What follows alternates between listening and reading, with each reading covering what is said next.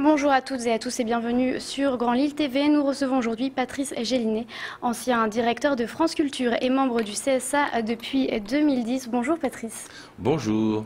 Donc avec vous, on va voir diverses choses. Pour les gens qui nous regardent et qui ne le savent peut-être pas, expliquez-nous qu'est-ce que le CSA?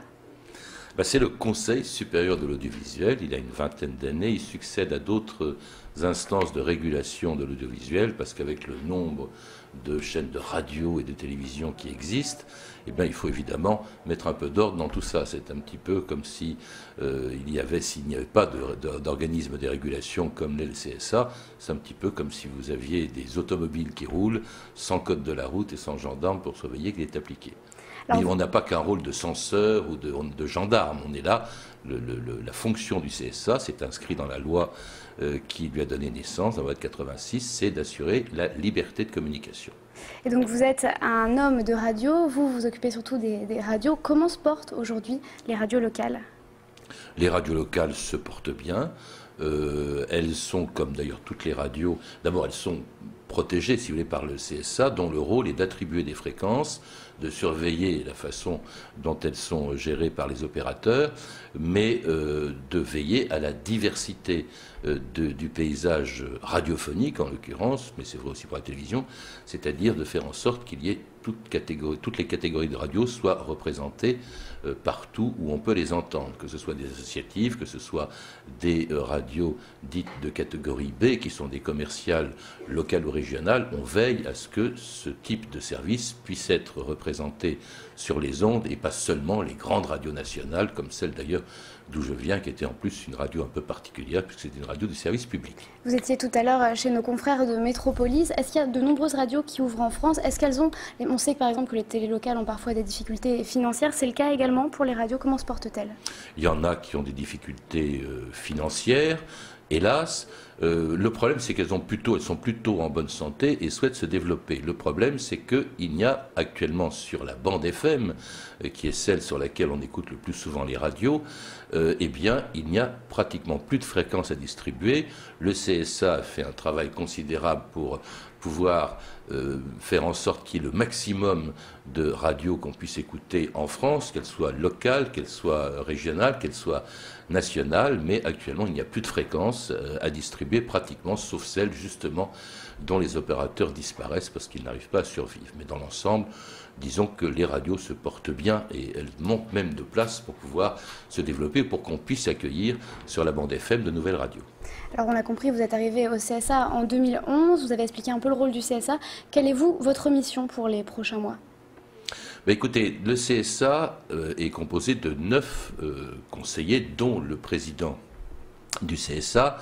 Il est renouvelé par tiers tous les 2 ans et chaque conseiller a un certain nombre de responsabilités. Il y a des groupes de travail au sein du CSA. Il se trouve que, comme par hasard, puisque je viens moi-même de la radio, où j'ai travaillé pendant 27 ans à France Culture et aussi à France Inter, tout naturellement, on m'a confié la responsabilité du groupe de travail radio.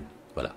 Il y a aussi les groupes des télévisions payantes, le groupe des télévisions publiques, il y a un groupe de travail pour la présence de la musique, un groupe pour le sport qui par exemple a beaucoup de travail en ce moment, et puis il y a par exemple l'attribution bientôt à venir des fréquences, de 6 nouvelles fréquences, de 6 nouvelles chaînes sur la TNT. Le gros du travail du CSA ces dernières années, ça a été cela, ça a été le développement de la télévision numérique terrestre. Alors, homme de radio, vous êtes aussi le créateur de 2000 ans d'histoire, un homme d'antenne. Ça vous manque pas un petit peu? Si, ça me manque un petit peu, bien sûr, mais en même temps, je suis enthousiasmé parce que je découvre. Bon, j'avais fait, je vous dis, 27 ans à France Culture, y compris comme directeur de France Culture, et puis 11 ans de cette émission qui me passionnait, qui me prenait beaucoup de temps, mais je crois qu'il faut savoir passer un petit peu la main. Et puis découvrir d'autres choses, c'est-à-dire en fait un aspect de la radio que j'ignorais. Certes, il n'y a pas eu de membre du Conseil depuis longtemps, depuis 9 ans, qui étaient issus de la radio. Il y a quelques personnalités qui viennent de la télévision, comme Rachid Arabe, Françoise Laborde ou Christine Kelly.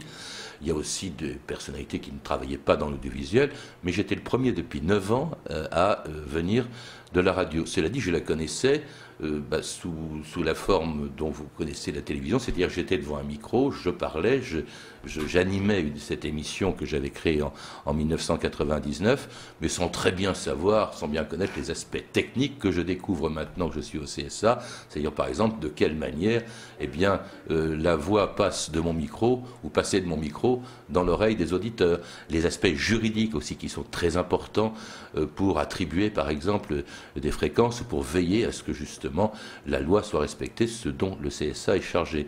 Donc tout ça, ça me passionne et puis je découvre 850 radios.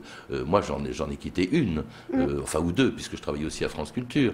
Mais là, j'en découvre 850, puis je découvre des radios commerciales ou associatives. C'est un univers que j'ignorais. Alors cela dit, évidemment, le fait de savoir ce qu'est la radio, en général, ça m'a beaucoup aidé pour travailler au CSA. Et puis, je crois que du coup, peut-être que les gens de radio que je rencontre, les opérateurs, comme je l'ai fait aujourd'hui, ou comme je le fais dès que je peux me déplacer en France, sont plutôt contents de savoir que c'est quelqu'un qui vient de la radio qui s'occupe de la radio.